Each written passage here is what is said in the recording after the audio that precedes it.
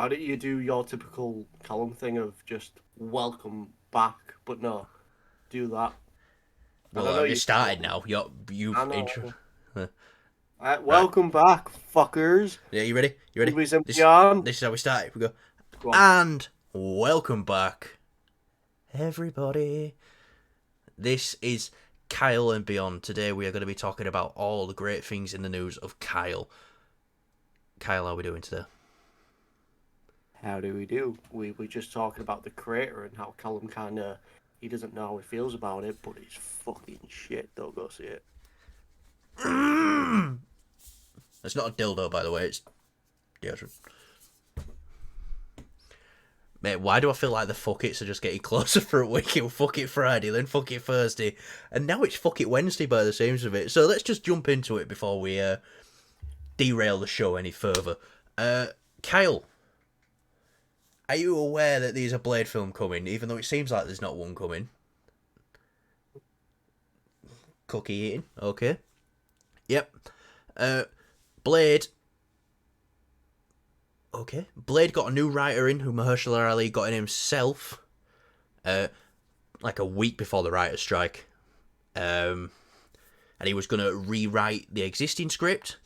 Well, now he's doing a completely new script from the bottom, rewrite. I think this is good because we heard that the script had like 2 lackluster action scenes in it, and that was it. And it was only about 90 pages long, the script. So they're building it from ground up. I think Kevin Feige's give Mahershala Ali a lot of creative freedom here to just go, no, get in who you want. And because Mahershala Ali approached Marvel Studios and he said, I want to play Blade. And they said, that's a fucking great idea. 2-time Oscar winning, I believe it is, Mahershala Ali. Please come and play Blade for us. So, yeah. What are your thoughts on this new script? Good idea? Bad idea? Do you think we're ever going to see Blade? Don't give a shit, mate. No. You just look so disinterested from that whole thing. Couldn't give a shit, mate. Where that came from. No, yeah, cool. I'm down for that. Is this movie even gonna fucking come out though? That's the thing. It will eventually come out, but it's like it's constantly being delayed with all these strikes and everything. It's not helped its cause. It's made it 10 times worse. Um, I just hope that they do a really like. I love the multiversal stuff. Don't get me wrong. But I just hope they don't do it as in like because like apparently now Venom 3. Obviously, we spoke about this in I think it was maybe the last Monday's episode. show, yeah. Briefly. And they're thinking about bringing back the Venom from Spider-Man 3. And it's like, well, with Blade, are they going to do something multiversal? Were they going to bring Probably back... not. I hope not. That's what I'm saying. From That's the one thing. from the sounds of it, well, from what we're getting from Blade is going to be setting up the Midnight Suns. It's going to have nothing to do with Yeah, Avengers, Secret Wars even. that's what I'm hoping for. That's the ideal thing that I'd like from But that. that kind of makes me think, Uh, what about Moon Knight? I really want Moon Knight in these Avengers films. But if they're putting him in Midnight Suns, then fair enough. I mean, Midnight Suns is a cool It concept. is a It's cool it's concept. concept. Did I say concept? You went concept, yeah. Yeah, I love concept. Oh, shut up. Sounds like a disease. Kyle's mum's What? got concept. Fuck off. Right. So here's the thing. I get it that the what was it? 2 action scenes that were was it just 2 Yeah. lackluster? Was that what it was? Yeah. Apparently so. It was Mahershala Ali who went back to Marvel and said, this script is fucking shit, sort it out, otherwise I'm gone. And he clearly cares about this project because he's the one who came to him and he wanted to play this character. He's clearly got a lot of love for it. He probably grew up on the Wesley Snipes films. I say grew up. He'd have probably been about 30 something when they were coming out. This man's nearly 50 for God's sake. But still, he probably grew, remembers them. Do you know what? Do you know what? Sorry, he is Wesley Snipes' Blade. I love to see him in Deadpool 3. That's something we haven't talked about. Sorry, it's a little off topic. But it is kind of on topic. I'd love to see that. Yeah. That'd be fucking brilliant. Yeah. But Maybe sneak him into that multiversal Avengers team with Toby. Yeah, like, do you know that scene where it's? I think my favorite scene. Like, I've not watched the Blade films in ages. I can't Years, yeah, remember years for me as well. but I saw a clip online, and I think it was like a police officer or something who shoots at Blade, and he's like, "You out your damn mind," or something like that. I'm just thinking that is fucking nice. Like, that was such a great little just. It could fit into Deadpool so easily as just like a little thing, where it's like just Yeah. have him come in and just be like, "You out your damn mind," just do something like that. That'd be great. Anyways, with this, I would. I'm hoping they do it right and they don't rush this now. Well, that's clearly what they're doing. I don't Yeah. think this is connected to anything in the immediate future. Yeah. Blade, it's really going to be a standalone project, and look, they are giving it time. And blessing in disguise right now, actor strike. They were supposed to start shooting this year. This film was originally supposed to be Who's out. directing? Someone who we worked with on True Detective, I believe. Hmm. What's his name? I can't remember his name now. But this, Kyle, I'll tell you this. Yeah. We were supposed to be seeing Blade when it was first announced. We were supposed to be seeing Blade this month. This month, we were supposed to be seeing Blade. I've got a bit of a. I know we were talking the Avengers films and stuff, and who should direct them. Obviously, Blade's already got a director. With all these delays and stuff like that, it got me thinking. Do you know who would be a fucking fantastic director for the Blade movies? Go on. The John Wick director. Just because of the Chad whole like Stahelski. Yeah. just because of the whole we're hearing about two lackluster action scenes, he could come in. Yeah. He is great with showing off blades in movies and action and stuff. Well, yeah. And it's gritty, it's dark. That's what you want in a Blade film. You want him in these sort of like gritty. And apparently, Go on. Apparently, they've give Mahershala Ali the okay for the R rating on this as well. Oh, thank fucking Christ! So, I don't think Blade's a film that needs to be R rated. No, You can get away with a lot with like a PG-13. You can. No, not with this.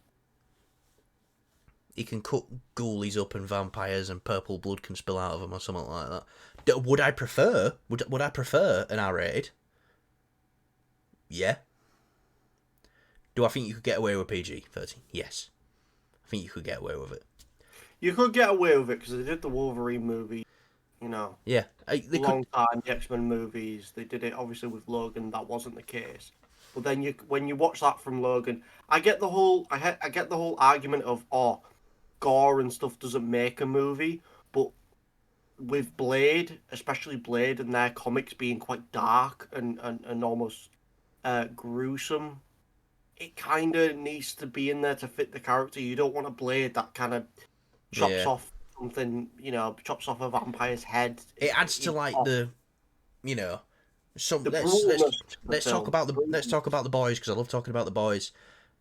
That show, it doesn't need the blood, guts, and stuff like that. But when it's there, it's like part of the show's identity. Yeah, it uses it. Yeah, it uses it well. And that's why I feel like with Blade.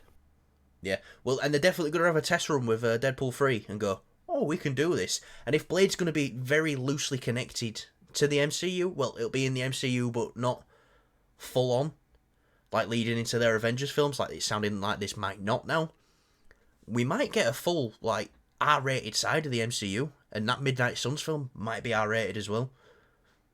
Now, bearing in mind, this is only a rumour that came out before we even started doing the show, that they've been allowed an R rating. And this came out around the same time that they were saying Daredevil's going to be TVMA. And it's looking like Daredevil will be TVMA. So that's like an R-rated TV show. So they're going to start playing around a bit more, I think, with the ratings and not go for PG-13 every time. It's got to be PG-13. Because a good R-rated film will make money. Look at Deadpool, for example. But yeah. You know, what year? I'll ask you this now. What year do you think Blade will come out? 2099. Just a Marvel joke there for you. Just Miguel O'Hara just swings in and just boom. Well, I mean, he's kind of vampiristic, isn't he? I mean, he's got the Yeah, I big suppose. fangs and everything, so, you know. Blade, I'm saying if they get a script done now and they get, you know, actors get back to working soon, maybe 2025, maybe. But that slate's already going to be full up now with Deadpool 3 and all the stuff like that. Captain America, Thunderbolts will probably get moved to 2025 if they can't start shooting soon. So, yeah. Anyway, no matter what, it sounds to me, I'm excited. Even though they've been through a lot of stuff, I'm excited because it seems like Mahershala Ali cares and he wants to get a perfect Blade film out. And that's all that matters. It looks like he's caring about it. So, yeah. But anyway, Kyle. Loki Season 2 is getting great reviews. Who would have thought it? Loki, like the first season, is getting quite good critical acclaim right now. And critics have seen a majority of the season. They've seen the first 4 episodes.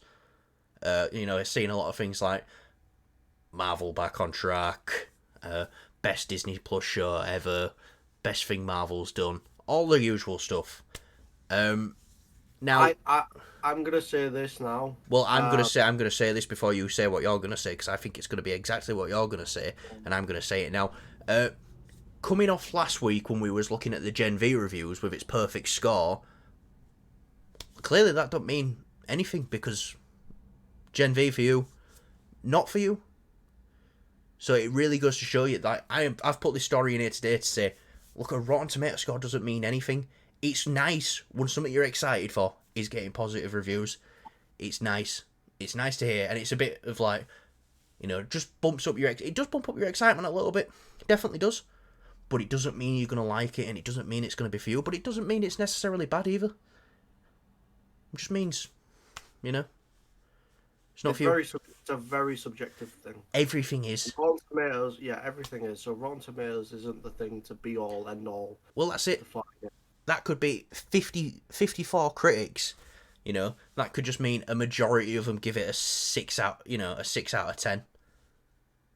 That's all that means with that 83%. So, yeah. But obviously, unlike the universally loved Avengers Endgame,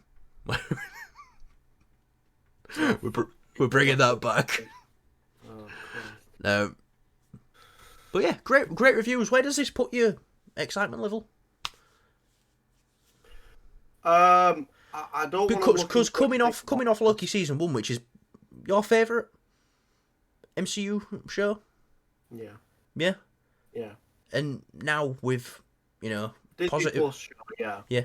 Now with positive positive reviews in general, which are saying some good things about the show, where, you know, unlike a Gen V where it's a new untested product for you that you haven't seen, you've only seen The Boys, which is in the same universe, where does this, you know, these other factors here to contribute to how excited you'd be? Yeah, so I'm still very excited. I'm glad it's getting good reviews. The last two, is it 2 things now? No. I'd say lately, and I mean very, very lately. So MCU TV.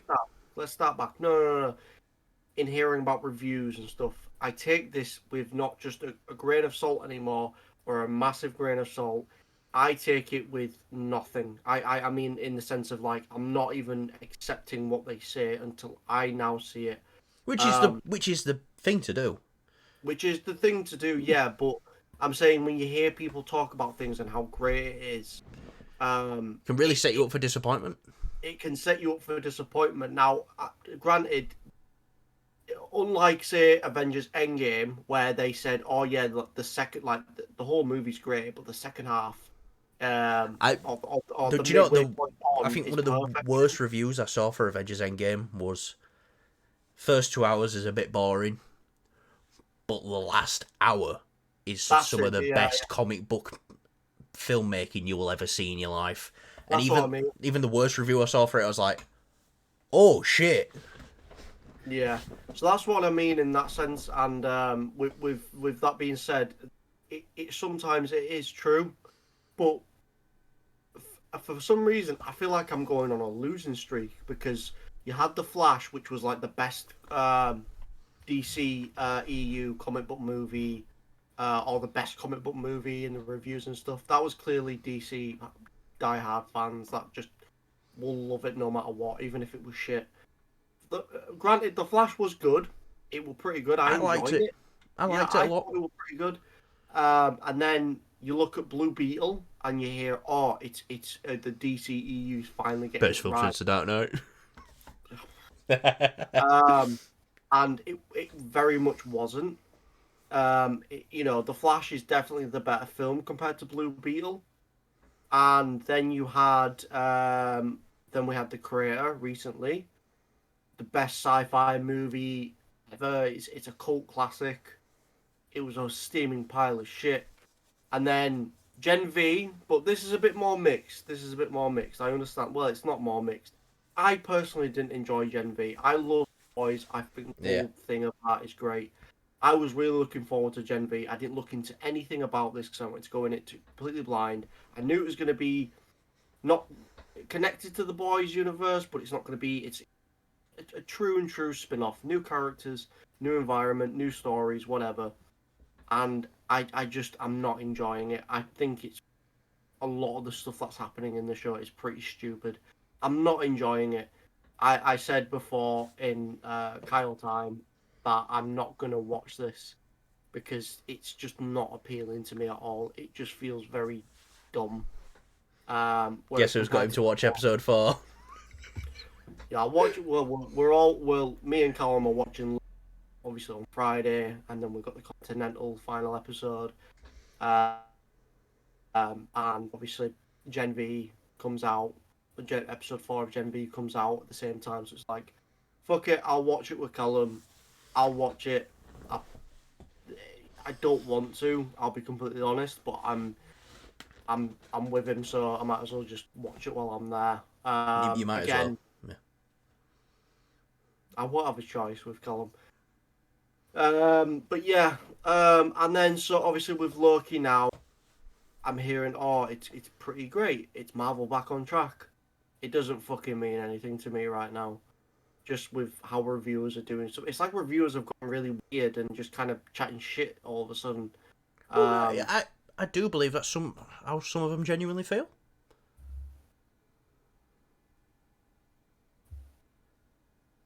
Yeah, okay, right. Continues to The creator continues to sip alcoholic beverage. is a cult classic. Yeah. I was looking forward to that film. Sorry for the awkward start. Yeah. Yeah, so that doesn't mean shit to me, but my expectation is pretty high for this show. From the trailers and everything, it looks, and I've seen like little clips here and there. I've tried to avoid it. I've seen maybe 1 or 2 clips of the show, 30 seconds long at the most. It's hitting it for me. I've done pretty good at avoiding stuff actually. Keep on that for the whole entire episode, for the entire season as a whole. I'm all aboard. Yeah. Yeah.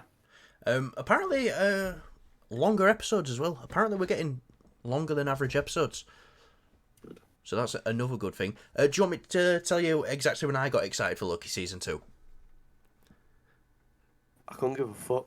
Well, I'm going to tell you anyway, because I will impose my will on you, Kyle. When the credits rolled for the end of season 1 and it said Loki will return in season 2, that's when I got excited. Alright. Because I remember sitting there after that episode, right back here, actually going, the fucking Kang does? I can't believe the Kang does. They just dropped a big massive Kang on us. Yes, Yeah. I'm really looking forward to the show. I love Loki as a character. At first, I thought he was probably the best villain, but at the same time, he didn't feel very villain to me. You know, when the Avengers came out. But I've always really watching this character on screen in whatever capacity he's in. Yeah. Like, I'm so happy he's in every Thor movie. I think He's for not. me, he's one of the. He's not in. Well, we don't talk about that one. I'm joking. We do because I quite liked it. I quite Thor: liked it Love as and well. Thunder. Yeah, Thor. Well, sorry. Because I'm just thinking of The trilogy. yeah, the trilogy. Yeah, in the trilogy of the Thor movies, he's in all of them. And for me, we talk about doing a spin-off show. Well, we talk about doing a spin-off show. We talk about doing a another little segment show type thing. Called Jen We're gonna Kyle. talk. We're, we're gonna think about doing where we speak about movies that are not reviewed very well, and we're gonna go talk about stuff we liked and disliked because we're very different on it. I like Thor: The Dark World. I don't think it's all that bad of a film. And Callum really doesn't like it. Iron Man 3. I think Callum likes that a lot more than I do. I don't like it. I don't So like it. I won't like it. Um, so yeah, that's all I'll say with that. Yeah. No. To me, these reviews coming out now, I can't help but get excited. It's coming Friday. Friday is going to definitely be a no internet day because for the past couple of episodes of Ahsoka, I've been waking up super fucking early to watch it before I go to work. So, You actually get up an extra hour early to watch it. yep. Fuck off. You've been getting up an extra hour early. I've been waking up at 4 in the morning, turning on my TV and watching Ahsoka. Jesus Christ. Yep. And then when it's done, getting up and getting ready to You sad bastard. go to work. Yeah, I know. But No, I'm kidding. yeah, I'm just excited. I'm definitely a no internet day. Definitely gonna stay off the internet until I see Mr. Kyle. And there's more things that can get ruined for me as well. So it's like, well, I could get Gen V ruined for me. I could get Loki ruined for me, and I could get Continental ruined for me. So best just to stay off the internet on Friday. But yeah, more TV, Kyle. We've been very TV and beyond today. Peacemaker Season 2. James Gunn is back on the way with writing it. Right now that the writer's strike is over, he is writing Season 2 of Peacemaker. I want this show now. I want it now. I just want to just have it. I wanna know. I want to know. I can't let you get close. You see the thing? I don't think Kyle gets that meme. He's just heard me say it a load of times. Yeah. I wanna know. Vandalay Silver Shale Sudden. Hell yeah. Anyway, Peacemaker Season 2. I want to know. I need it. Because it was amazing that first season. It really was. I feel sorry for Peacemaker because it probably would have been my favourite show of 2022 if The Boys Season 3 didn't come out and then followed up by House of the Dragon, which I thought was amazing as well. So, yeah, but he's writing it. He's back on writing it right now. I just want to know, where does this man find the fucking time? Because he's got, hopefully the writers, actor strike's done by the end of the year. Because he's planning on shooting Superman Legacy in January. I'm hoping he's going to have that done. And he said it's the next project he's going into. See, when you say you don't have time, I feel like this, with James Gunn, I feel like this is a project that's just him. It's Yeah. a very thing. So, for James Gunn, obviously, if you've watched his earlier work, must be like the easiest fucking thing he can do. Like, he could put zero effort into this and it'd be great. It's fully James Gunn. If he put zero effort into this, it'd still turn out fucking amazing because this is him. This is him. This is his style. Whereas like Superman, the Superman movie he's doing, Superman Legacy, I feel like that's going to be a much more heart, uh, you know, A big challenge for him. A big yeah, challenge it's for him. going to be very different for him. Yeah. But as we've seen, like this guy, he if I'm not mistaken, Colin, he was approached after being fired from Marvel. He was approached by DC. DC were like, look, make whatever fucking film you want. You want Superman? Have Superman. Make a Superman film. And he said What no. what does he do? He says, no, fuck that. I'm gonna make a Suicide Squad movie, and I'll top that. I'm gonna make a Suicide Squad sequel. So the first Suicide Yeah. Squad film. Like, like that's literally like how? Like Yeah. how does someone do that? Turn all that shite. It's literally the same as like polishing a turd. Have you ever heard that thing? I'm familiar. He polished the turd and put some diamonds in it. Definitely. Well, they say you can't polish a turd, but you can roll it in glitter. But That's another one, yeah. he's he said when he was offered Superman, he was offered anything at DC apart from Batman. You do anything you want. Not Batman. We got Matt Reeves doing a Batman thing. He said he didn't feel like he was in the right space in his life to do a Superman movie. And you got to think, when he was offered this was probably 20. I think this should have been about 2018. We found out he was doing a Suicide Squad film. 2018 or 2019. And then we had the pandemic and everything like that. And now he says he is in the right frame of mind and he's in the right spot in his life to do Superman. So I've got a feeling it's going to be a very different film from James Gunn as well. But I think the key to Superman is heart. And like we saw with Guardians of the Galaxy Volume 3, all the Guardians films, he can do that. Even with Peacemaker. There's loads of heart in it. Yeah. But yeah, I just don't know when we're going to see this season now. Because he's got to shoot Superman at the beginning of next year. And then that's going to be out in the middle of 2025. There was quite a quick turnaround on Peacemaker Season 2. Now, is he going to write it and then not direct any of the episodes? Hand them over? Because he only directed 4 out of the 8 episodes on the first season. He did the first 3 and the finale. So, do you think he's going to completely hand over the directing reins to someone else? No, I think he'll still have he still have a directing. Yeah, because he did say because it's the next thing he's going on to after Superman. Yeah, we might be waiting a while for this, but it'll be well worth it. I think it will be worth the wait. Yeah, you've got the first season, which is some of the best DC TV show you're gonna ever get. It definitely is the best DC TV show. Yeah, I think it's personally, I think it's still as much as obviously I'm going to say this here, but it's going to be a little controversial. I think it's still, for me, it's still just a little bit better than how they're doing with the Disney Plus Marvel shows. Yeah, no, it is 100%. With 100%. some exceptions here and there, potentially, but still, critically wise, episode wise, the way they do the show, it feels like you're getting a really nice, beefy episode. Yeah.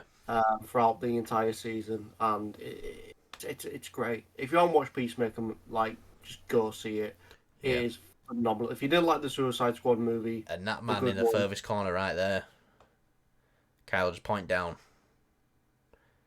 Over a bit, no. Yeah. I mean, he's pretty good as well. Like, this guy's pretty awesome. James Gunn says that's the best actor he's ever worked with, and that's why he give him role in Guardians.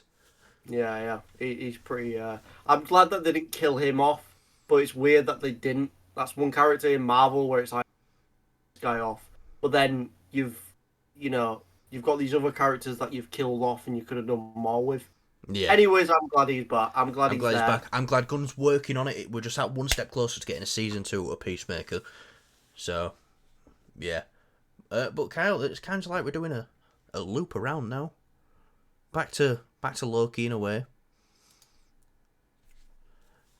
Marvel executives come out. The ultimate goal with the Loki show, he said, is to reunite Thor and Loki. I love this. I think we knew it were coming anyway, but to hear someone, at Marvel say, this is the plan. We want to get Thor and Loki back together again. Because I think a big part of people not liking Thor Love and Thunder is Tom Hiddleston wasn't there, and that brotherly dynamic was not there to have these moments of like levity in the film where he would have been speaking to Loki about stuff he was speaking to Stormbreaker. You know what I mean? Yeah. Or speaking to Korg, who doesn't take things too seriously.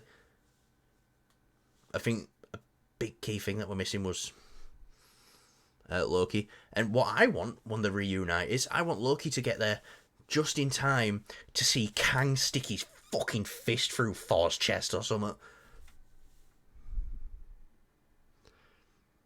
Now that'd be cool. Love Chris Hemsworth as Thor. I'd want him to do it forever, but he's kind of done with the role, he said. I want him to go out in a badass. And how much more dramatic can you get that his brother finally gets to see him again, and he finally gets to see his brother again, and then just boom, gets absolutely obliterated by Kang. But when do you think we're going to see them back together? Well, if we're talking about that, then it's not going to be in the Loki show. Definitely not. I don't think they would do it in that. It's going to be probably Kang Dynasty when they potentially kill Thor, or even Secret Wars. We don't know what they're going to do. I think Thor, it gives that really big edge for the Avengers. That really big that if he kills Thor at the end of the film, or even midway through, would be like crazy. It still just leaves that, oh fuck me, this guy killed Thor. Yeah. And they Loki, need to do something like that with Kang. They need to do something like that with Kang. Loki can be there to, like you said, witness it. Yeah. But I mean, here's the thing though. Maybe that'll inspire him to get the TVA to whip up them multiversal Avengers and build up a team. Well, I mean, is Chris Hemsworth really done? Because isn't there talks of the Thor 5 movie with Taika? Yeah, there is. But he says he needs to lose his fucking arm then. Like, oh, he definitely needs to lose his arm. Like, has to happen. He said he wants to reinvent the character again, though, which I understand. I definitely think it's time for a revamp again with Thor. We've had the funny Thor. We've had that for 4 films. That's mad. You don't seem like we have, but Ragnarok, Infinity War, Endgame, Love and Thunder, and then we had the fish out of water for Thor, Avengers, Thor: The Dark World, and Age of Ultron. So maybe you go 4 for 4. Let's try do something different again. But yeah, I want to see them back together, because that, I think it'll be very brief. It'll be very brief. It'll be very heartbreaking. They'll do it in such a heartbreaking way, where it's like everyone on the internet will be talking about it. That sells tickets. That's your thing. Unfortunately, a lot of everything's done for money. This will sell tickets. This will get people going. Like, I didn't like the last Thor movie, but everyone's talking about Thor in this movie. I'm gonna go see it. Yeah. It's what sells. Yeah, no, definitely. I hope they do it in a really good way, though. I hope it fits both characters. It fits the story. Obviously, again, I know it's all done for money, but I hope it's done in a really good way where it's not cheap and fan servicey kind of thing. I hope it's done in a bittersweet way. Yeah. That's where I can. No, I completely agree with you. Yeah, definitely need to get these two back on screen as soon as we can, because they just work so well together as well. They have great chemistry. This lift scene here, where he's like, "Oh, let's do Get Help," and he's like, "We're not doing Get Help." He's like, "Please, my brother, he's dying." I love that scene so much. But yeah, I think this will be a Kang Dynasty thing, and I think it will be very upsetting to watch when it happens. I also think it's going to get some big fucking cheers as well, if it does. Like, Absolutely. me and Kyle are like heroin addicts when we go to the cinema. Well, for me personally, I know we go back, especially after like we go opening night, and then it's like, all right, then we go the next day, and we're trying to recapture that magic of that first night every time we go, but it dwindles a little bit more every time. It does. And For me, it's Spider-Man. Obviously, Spider-Man No Way and we Home. saw that every day that weekend it came out. We did. And it was just still like. By the time we It's got to Sunday, it was like, when Toby and Andrew popped up. I mean, you know, no, I think it were better than that. But then with Friday, I think we went to go see it on a Friday or a Saturday or something. And I just remember people still like cheering and clapping then. Yeah, because it came out on like a Wednesday, didn't it? Yeah. And I was just like, this movie is just something else. But yeah, no, we are. I still remember we went with Kieran and Toby Maguire and Andrew Garfield popped up and he was sat in the middle of us and he was going. I know, yeah. I was just like, because we didn't want to say anything. No, because he's not in this space that we're in. Yeah, you know, he wasn't hearing it for 9 months leading up to the film. He said I think he remember him talking about all the old Spider-Man are back in this, and I'm like, I wouldn't say that. I'll just try to change the subject. Well, it's not really changing the subject. I'll be like, who's your favorite Spider-Man? It'd be Toby. I'm like, oh yeah, he's my favorite too. Right, yeah, right. We're off in cinema now, and then there he is. Yeah, I still think I give the biggest, not like the biggest reaction, but when Matt Murdock came on, like there was noise, but I remember the first time we went to go see it, and it was someone that really loud went, "What?" But I can't lie, I don't remember because I remember just seeing that, and I didn't even look at the screen. As soon as I saw his cane comes down, I was like, "That's fucking Daredevil." I looked at Callum, I looked at you, yeah, and you just sat back on your chair. I'm not even exaggerating it. You were literally, I'd never seen you like that. It was weirdly like magical. Well, that's it, because I remember saying, because we was hearing that Matt Murdock Daredevil might be in it as well, and I said, even if he's in it just as Matt Murdock, that's all I want, because then it legitimizes the past 3 seasons of Daredevil a little bit. Yeah. But then I remember after it's like, now I want more. And we got more in She-Hulk not too long after, and we're probably going to get more in Echo. And then we're going to get Daredevil Born Again, and I still need to find the pictures of me crying when I found out about it that I sent to Kyle, because that'll be a great laugh for everybody. But let's actually go to what I was up this morning at 4 o'clock in the morning for. Ahsoka, the series finale. It's out. We've watched it.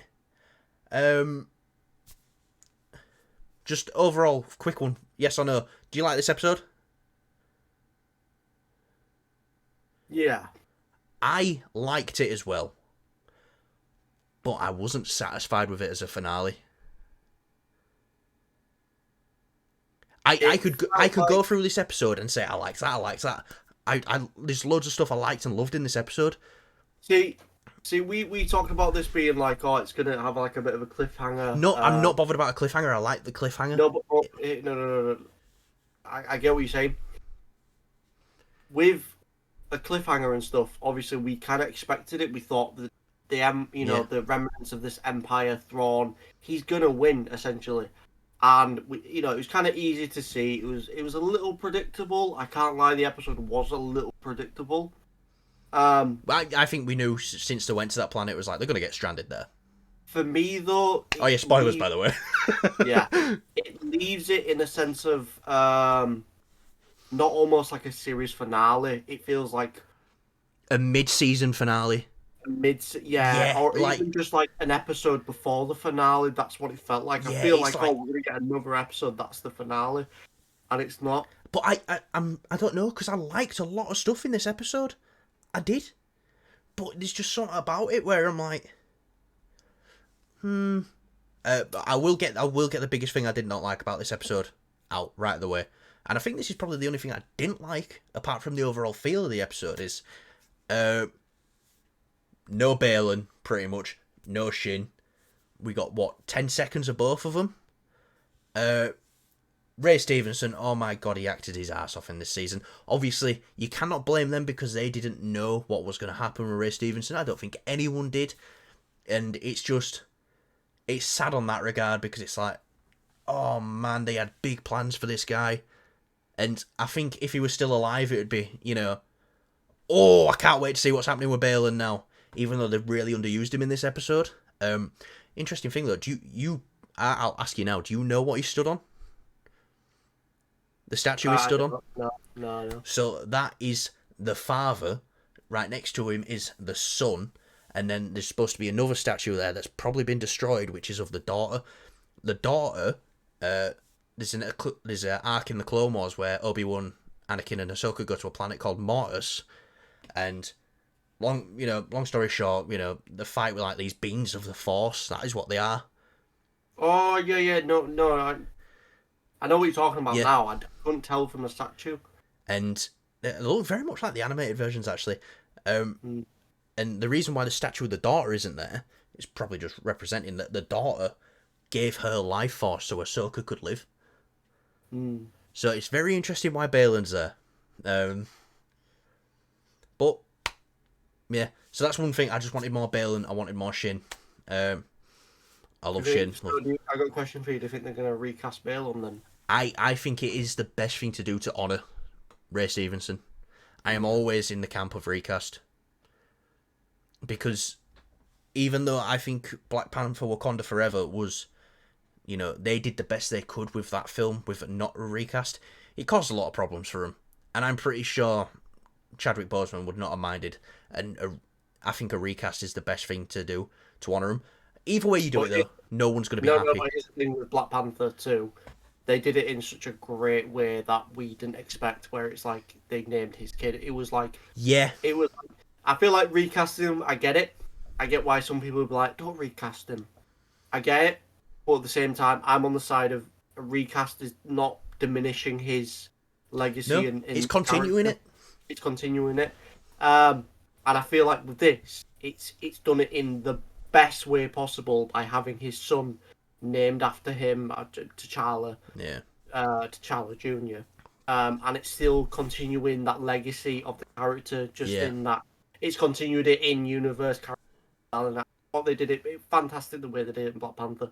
With this though, I don't think there's really anything they can do with that unless they do it with Shin. But Shin feels like she's on her own path. She is, and I think a lot of people took that as Shin's going down there to destroy that, camp of... No, I think she's got up there, like, ignited a lightsaber and gone, I'm your fucking leader now. You follow me. Yeah. I think that's what I took it as. Yeah, no, I definitely did, yeah. It's, but no, recast for Ray Stevenson. I don't want to talk too much about this because obviously he's only just passed away. But I just, honestly, from the bottom of my heart, he gave the best performance in this show, and I'm not just saying it because he's died. He gave the best performance in this show, without a doubt. He really put everything into this role, and he's given me, in these 8 episodes, he's given me one of my all-time favourite Star Wars characters. He's such a great character. Yeah, man. And such a fucking it is. Do you know I'll tell you right now as well. That's a hot toy. That is absolutely a hot toy. Do you know what? Even after this episode, though, I kind of want that Sabine one as well. Let's Kyle's Sabine week recap. What did you think of Sabine? Just gotta check in every week. It wasn't the strongest episode for Sabine for me. No. But it didn't make me dislike the character anymore. I just thought, she's kind of there. And that's it. And do you know what I liked? Sorry, I'm cutting you off here a bit. But when they first get into the temple and they're fighting with lightsabers and Ahsoka looks back and she just goes, Sabine, blasters. No. I'll tell you, I'll do you one better. I'll tell you what. I hope they stick with this now, and I don't hope they don't, because they make it very, an obvious thing. Like in Jedi Survivor, the Star Wars game. Yeah. And there's that option of, obviously, you use it. I used it briefly, but you can have a lightsaber and blaster. That way, yeah. I used single and then blaster lightsaber. Yeah. Have Sabine be that character that can do that. Oh, she would go Don't, so good with it with her. because it is perfect. Mandalorian Jedi, lightsabers Jedi, Mandalorian blaster. Yeah. It's perfect. Stop doing it where she's just only lightsaber and then only blasters. Yeah, and how Have it. badass was... You know, I said this last week, I can't wait until she gets her helmet back on. How badass was it when she had her helmet on and she were lightsaber, I like blaster? it came off. Yeah, I liked it, but it should have stayed on a lot Yeah. longer. I mean, I think it got knocked off, but that's just writing. Do you know what I did like? When she gave Ezra the double jump, it sounded like Jedi Survivor and Fallen Order when you double jump in that game. I didn't notice. Yeah, yeah. I watch it on my monitor and it's quite low, so I didn't Yeah, hear it's it. like, I was like, oh hell yeah. So that I love that Ezra built a lightsaber that was so similar to Kanan's, and I love that Hugh Yang referred to him as Caleb, which was his original name before he changed it. So there's loads of stuff I love in this episode. I just don't know what it was. I'm gonna say something a bit controversial here. Say it. The lightsaber stuff with Ahsoka, just at the start, felt a little bit sluggish. Because when you look at Ezra, he was quick, he was fast. He had some good stuff in this. Yeah, and it was like, why isn't Ahsoka being kind of quick and fast? She's the more veteran Jedi here. She is gonna be faster, more wiser, and more efficient. And it was just kind of felt like it pushed Ahsoka in the background a little bit for me this episode. Yeah. Yeah, I feel like if they're gonna do this in the future, I'm not sure if they should call it Ahsoka Season 2. I feel like it should be called Rebels. something else. Rebels Season 5. I mean, Ahsoka That was... would be really cool. That would Yeah. be really cool if they did that, because it were like, you'd watch Rebels, all these earlier seasons, and it's all animated. Next season, suddenly it's live action. That would be a very revolutionary thing to do for TV as a whole. It would really step up the game for a lot of things. Yeah. So I feel like they should have done that with this. Do you think Ahsoka Season 1 is going to lead into a second season of Ahsoka? Or do you think this is going to go into the film? This setup, the Mandoverse film? See, that I'm mixed on it. The way they left it, it felt like, oh, we're going to get another season. Yeah. But when Thrawn said... Say it. You say it. You say it. Say it. What? I don't know what you're trying to say. Long live the Empire. Yeah, long live the Empire, yeah. That gives me the Heir to the Empire movie. Yeah. Vibes. Well, apparently Filoni's film is supposed to be the start of a trilogy. Well then, yeah, we're gonna get a film. Do you think this is good? Because we reported a couple of months back that just kind of not scrapping Mando season 4, but they're working that into a film instead. Mm-hmm. So yeah, another thing I'm a big fan of. She's back down to one lightsaber. Other one got cut in half by Morgan. That was pretty cool. I actually liked the necromancy stormtrooper stuff, night troopers, when they got back up and the zombie noises to me. The death troopers at the top of the temple when she finally used the Force, which I love because, Kanan said no, she don't have it, but it goes back to George Lucas's vision of everybody's got the Force. George Lucas has said this many times before. Everybody's got it, and I really think they're starting to bring that back now. It's just you've either naturally got it like Anakin, or you've got to fucking train for it. And to be fair, she did, even when Ahsoka's getting her involved when they're trying to open the door to the temple. She goes, Sabine, you too. Just so she's got that little bit more of belief in herself. So, yeah. So much stuff I liked about this episode. But I something about it where it's like, it just doesn't feel like a satisfying season finale. No, absolutely. Yeah, but again, Lars Mikkelsen, great as Thrawn. And really interesting that they're going to Dathomir. I think, I'm pretty sure you would have known that planet as well from the back years. I bet I'm sure you knew. Yeah, that's Dathomir. Been there many times on Jedi Fallen Order.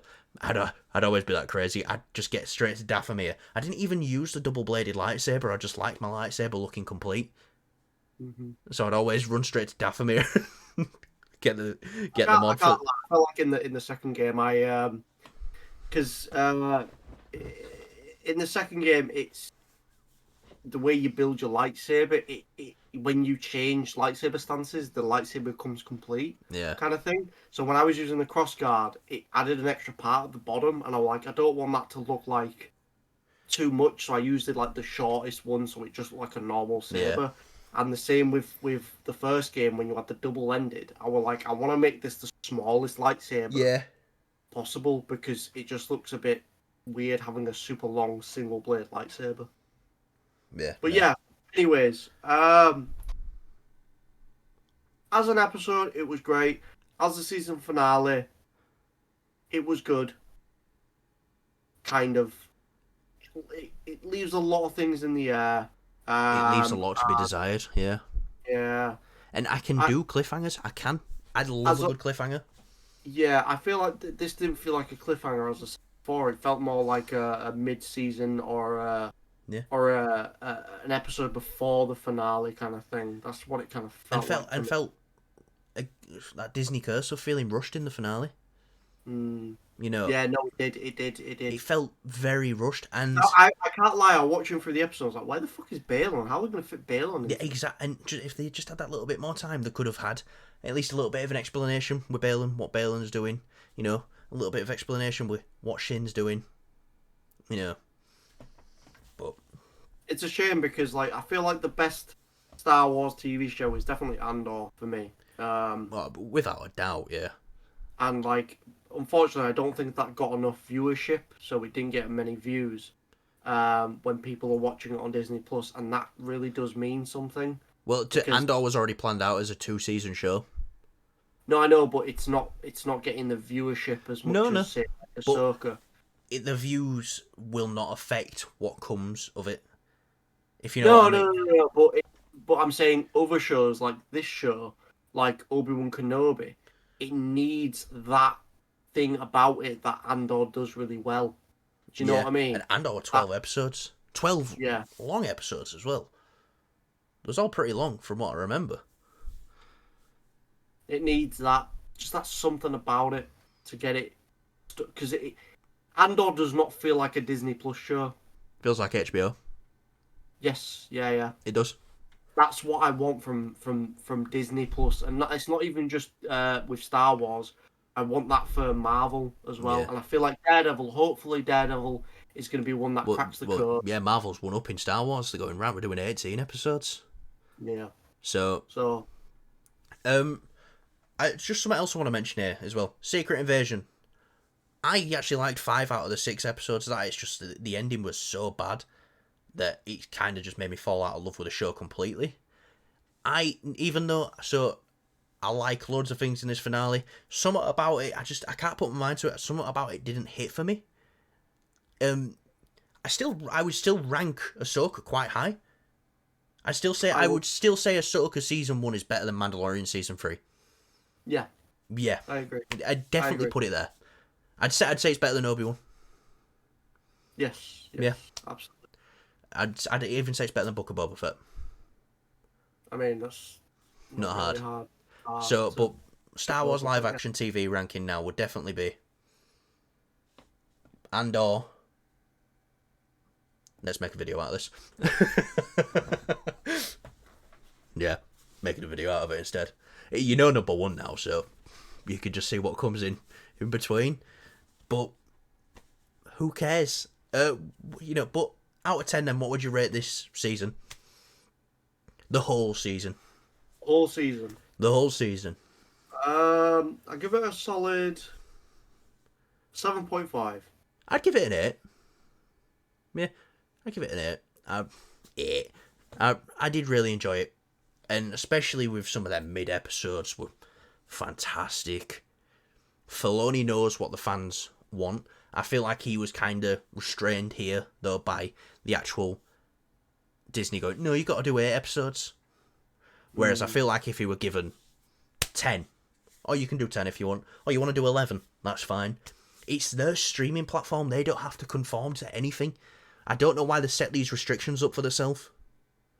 It's probably what appeals to a lot of people. Like maybe like statistic wise, like I haven't done any research on it, or potentially statistic wise, that's like a for people to continue watching it, because I know like a lot of people can fall off watching a show after 4 Yeah. episodes or even 2 episodes. You know what I mean? So like 8 is like the sweet spot roughly.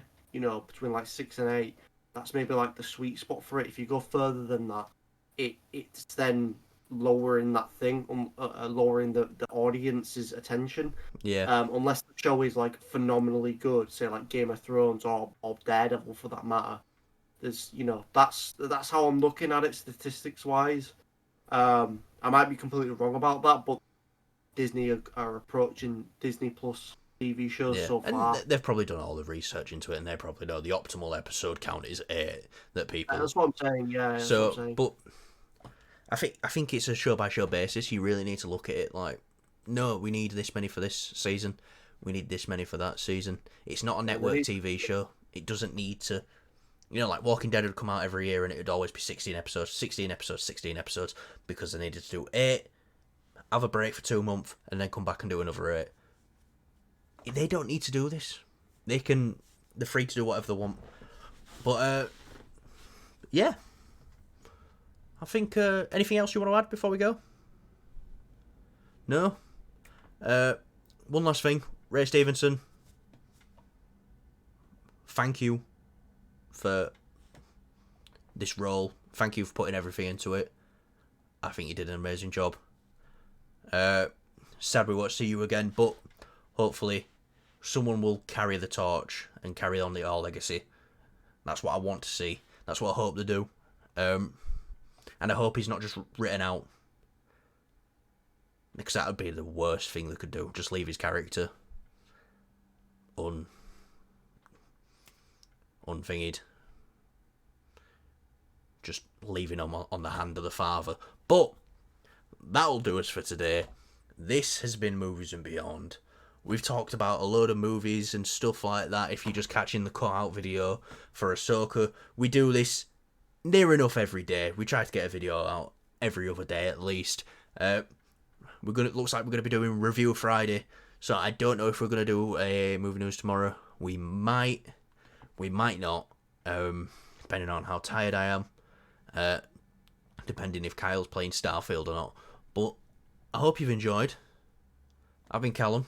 That's been Kyle. Like, subscribe, all that good shit, and we will see you guys in the next video, which will be Kyle finger painting with his balls.